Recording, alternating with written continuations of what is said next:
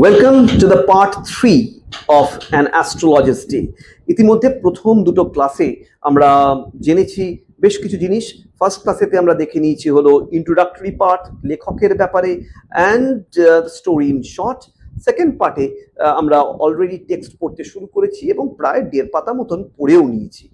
আমরা ওই অংশতে আমরা যেটুকুটা দেখেছি সেটা হচ্ছে কিভাবে অ্যাস্ট্রোলজার তার প্রত্যেক দিন প্রতিনিয়ত একটি পার্টিকুলার টাইমেতে এসে সে তার ব্যবসা বাণিজ্য সাজিয়ে বসেন, কিভাবে সে নিজেকে সুসজ্জিত করেন যাতে তার দিকে কাস্টমার্সরা অ্যাট্রাক্টেড হবে, ঠিক অনেকটাই যেরকমভাবে ডালিয়া ফুল বা কসমস ফুলের দিকে বীজরা অ্যাট্রাক্টেড হয় বা হয়ে থাকে।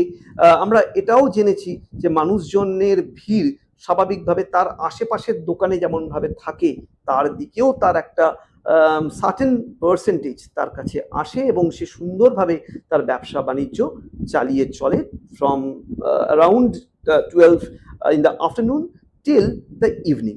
এই অংশগুলো আমরা মোটামুটি জেনে নিয়েছি। আমরা এটাও জেনেছি যে কিভাবে তাকে হঠাৎ করে তার গ্রামকে ছেড়ে পালিয়ে আসতে হয়েছিল এবং এই নিয়ে আমরা আলোচনাও করেছি যে অথর অর্থাৎ আর কে নারায়ণ